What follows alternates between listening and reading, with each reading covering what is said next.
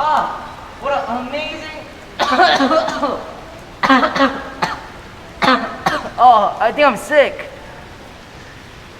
Here, have a tissue. Oh, thank you. What if everybody on this world was infected by disease like this gentleman? What if we were coughing, we were spreading disease everywhere, and we would eventually be in a pandemic? Let's talk about it. So, what are your symptoms?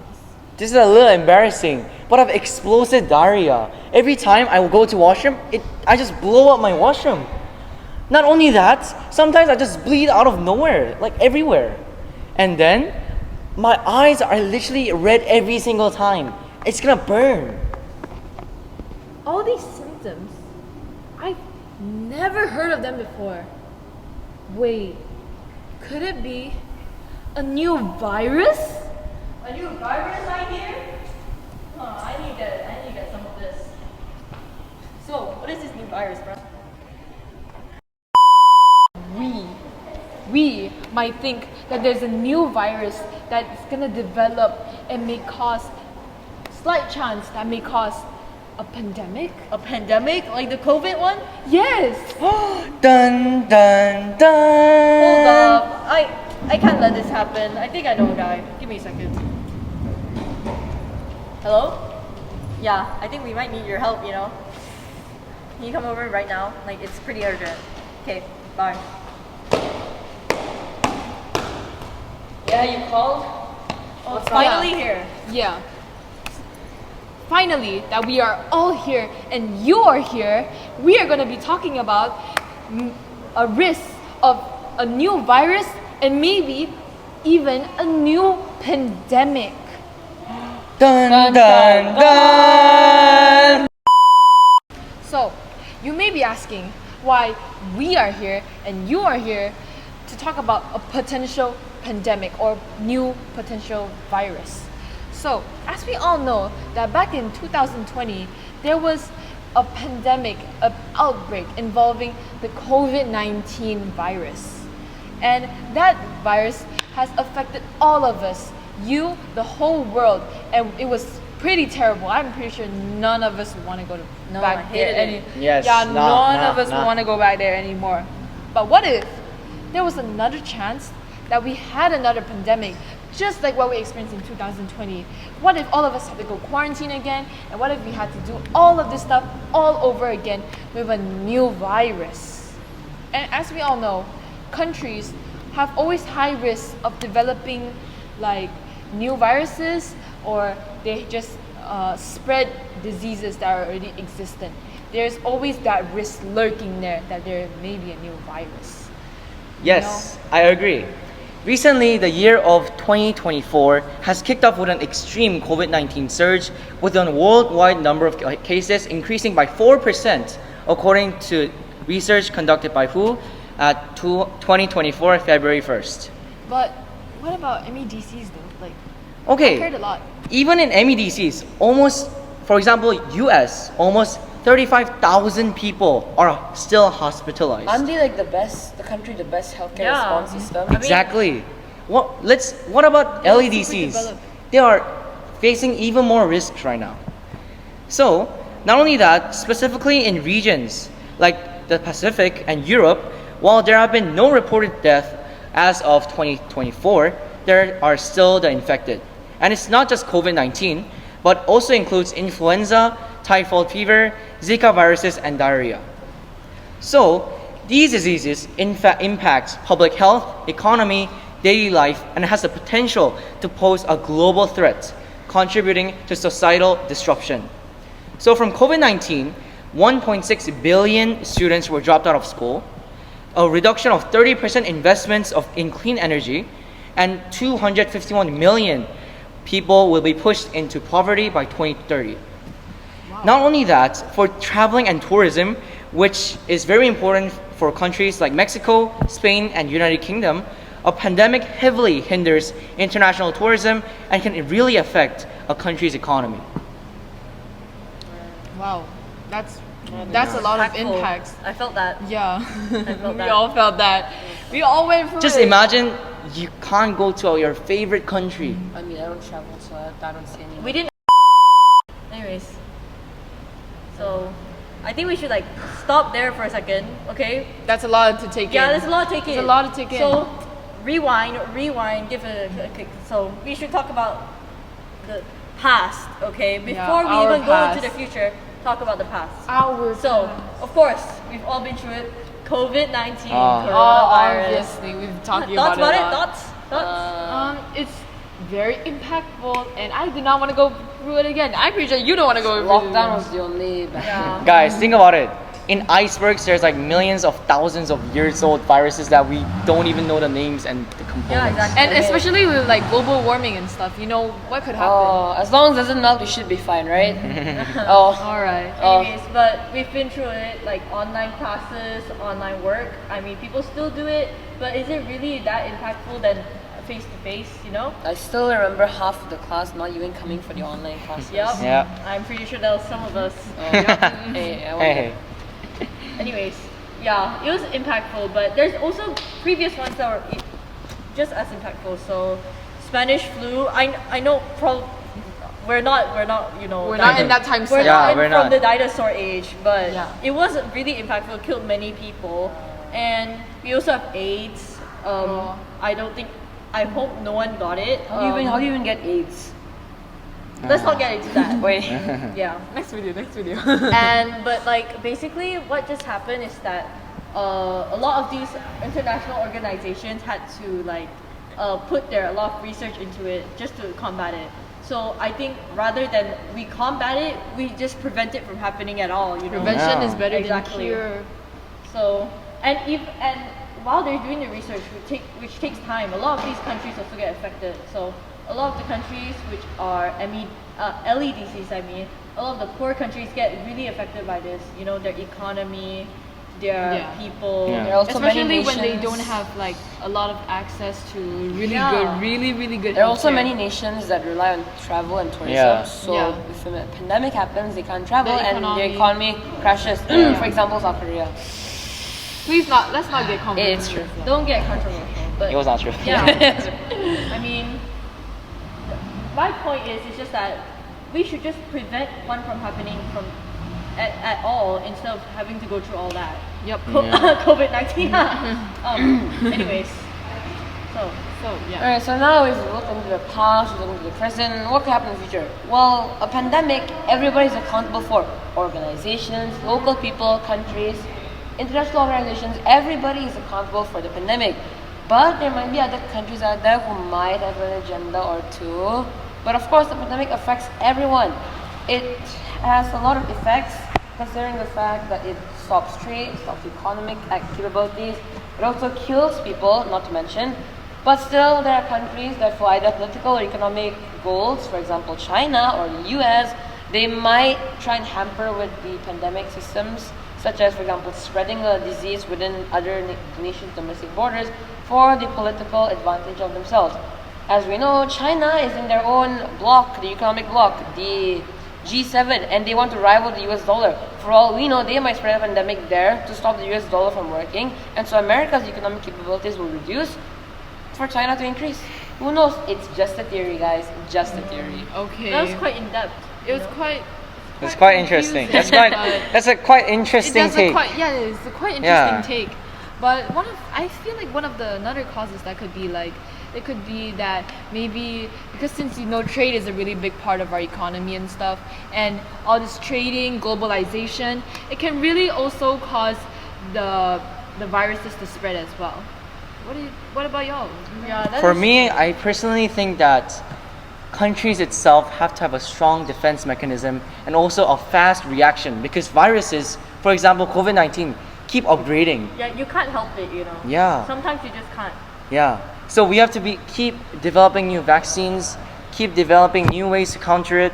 And I feel like the key to that is the country's actual response and their actual defense mechanism. What do you guys think? Okay, but actually, how does the pandemic even spread? Like, what causes it? Yeah. From humans to humans and zoonotic transmissions. I mean, it depends on the type of disease. Like airborne, waterborne.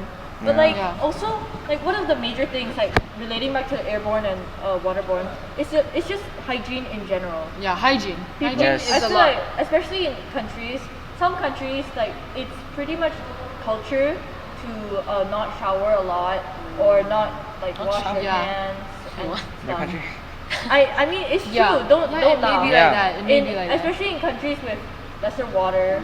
I mean, Yeah. it's normal for It them could to be shower difficult. less. It's difficult. But we should try to combat these situations. Yeah. And we've seen the impact it has, as what you stated. Yes. COVID-19 has severe impacts on global poverty, clean energy, and economy of nations. It also, as you said, hampers nations who already have lacking of humanitarian aid. For example, countries either in war, in crisis, or countries that don't have capabilities to even access water, food, like African nations or nations in distress, such as Palestine and Ukraine. So overall, COVID-19 or pandemics don't even affect just the economy, they affect every aspect of the country. But hey, what about specific MEDCs and LEDCs? What are your perspectives? Alright, so I'll start with South Korea. As our very good friend have mentioned, that South Korea actually hinders a lot from tourism, as it takes a lot of tourists as well. And South Korea is pretty famous for that.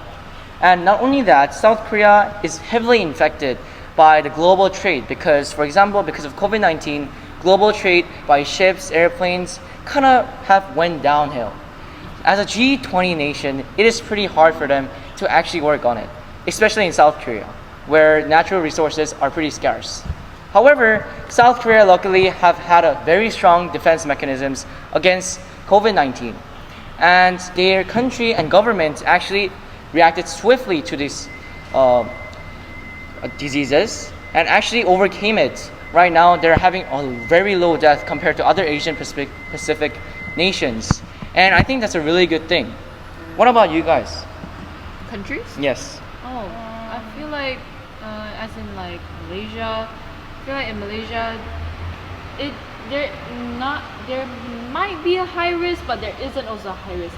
So as we know in Malaysia, from what I've researched so far, Malaysia, majority of the population is vaccinated. So as a majority, I say about 88% of the population in Malaysia is vaccinated. So there may be a low risk, and our cases have not been that bad actually. The cases have usually been gone high but then gone down. But honestly, I feel like there's one thing difficult and the issue about us about Malaysians is that they have a lot of cultural holidays. We have a lot of holidays and a lot of cultures. That means we celebrate a lot and we have a lot of mass gatherings. So those mass gatherings may lead to like some spreading of diseases and stuff. But I solely believe that there could be a low risk if we take the needed safety precautions. Maybe like we have to limit the people that go to this mass gathering. I mean, mass gatherings. Chinese New Year is in a few days. Yeah, it's No. technically So in a few Malaysia days. should probably It's like on- take some measures there. Because even in the past as well, during the MCO, the lockdown, they would limit travel within borders itself. Yeah, and it did help a lot. And when you wanted to pass a state, you also had to give your own certificate, your Yeah. own like registration. So I feel like that measure should be taken in other countries as well, because that actually was very helpful Yes. in the world. For example, like Gobindra and Reen have mentioned, those things are actually have been implemented in South Korea as well. From my experience, those cultural holidays was limited. For example, there's a certain amount of people that can come to certain housings, and there's a certain timings and certain days you can't come. So I think, in my perspective, South Korea actually thanks to that recovered a lot from the COVID-19, and actually was really helpful and effective. Yeah. So I know we covered a lot of very rich countries and very popular countries, but how about we go into another country, Nepal? I mean, Nepal's a really nice place, but it is still not. It's still in developing. It is an LEDC, and it's very vulnerable to having disease outbreaks as well. It's due to many causes such as geological issues, poverty, and just poor sanitation in general. I mean, from what I'm aware of, Nepal is in mountains, and there should be Yeah. some aerobic disease spread going there, considering that harsh winters and cold temperatures can Yeah. affect spread of pandemic through air. Winters is also a big problem. Yeah. People usually get sick more during those times. What was the COVID case rate in Nepal, by the way, in like Nepal recent was months? recently it's been going down. Of course, like every other country, it's been going down. But I think there was around 12,000 deaths in Nepal, which is pretty bad, considering that Nepal's population in general is pretty small. But like for recently, it's like currently around 100 a day is affected. But the most ever in one day is 10,000 actually, which is that's bad. That's you know. a lot. But that was in peak like 2020, such as that.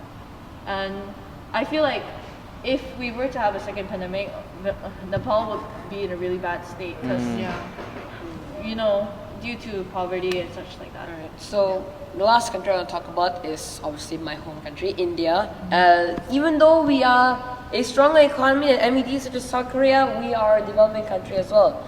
Now, India actually had the largest GDP drop of 24%, the highest among G20 nations during the pandemic. It had a string of national lockdowns with over 30 million confirmed cases, mind you, the second highest number in the world. I mean, India does have an extremely dense population with over 1 billion, which is second behind China. But countries like China and India, they have a high population. They're densely or sparsely populated in some regions, and they need to spend their GDP on other things as well, for example, trade, military, and we need to also pressure country governments to invest into GDPs as well, invest into their research for medical and pandemic combatants, because if you have all of the country's prospects going up, but you have the medicine, their healthcare going down, what's the point if a pandemic breaks out? I mean, you can't combat viruses with guns. I mean, maybe they do in the US, I have no idea. Their gun laws are Oh, come on, it's been getting better, you know. Some states have been banning them like already. maybe Yeah. California. 100 people died in a recent gun shooting. Oh. Anyways, I mean, we've covered a lot already, so, I mean, all of that, yeah, now that we've covered that, we should move on to what we can do. Yeah, what we can do. So like as we talked about just now, we could do like the restrictions of what places you can go to, how many people can leave the house sometimes, if there's a high risk. But if there's a low risk, I feel like we should just take care of our basic hygiene, our basic sanitation, because obviously that plays a very big role There are about solutions that can be taken domestically, internationally. So within households, we could do what you said, sanitation. You should stress the importance of sanitation. For countries with poverty, the United Nations aid, either UNESCO or UNHCR, they can provide the resources there. Yeah, or exactly. even RWA, which has recently been sanctioned by a few states, but we don't need to go into that. or any these- NGOs. These can global support. organizations Yeah. which have the Yeah. funds to support it, we And should then be helping them. within you know? domestic borders, we can also implement, if the case is going high, we can prevent state border control, can also prevent more laws, and for governments, they should spend more into medicine and research, and internationally, people should put aside their political differences and work together for the betterment of the human race. Oh Cooperating. yeah, to add on, so basically, right, from my experience and then my research, I found out that some people, for example, Malaysia and South Korea, everywhere in the world, some people actually did not want to take the medicine. They did not take the medicine and the vaccination for COVID-19 at all. Yeah, because I mean, they Due there to are side religious, effects. due to religious their personal reasons or safety or their own belief, which I don't mind. However, I feel like governments or NGOs should actually try to actually spread more awareness about these vaccines, because some people actually don't know these vaccines exist, and they can't just take these vaccines because they do not know. So I feel like the government should really promote these vaccines which are safe, and I feel like this could really help the population as well. Yeah, or But have you know, let's not go too far. But what can we do personally?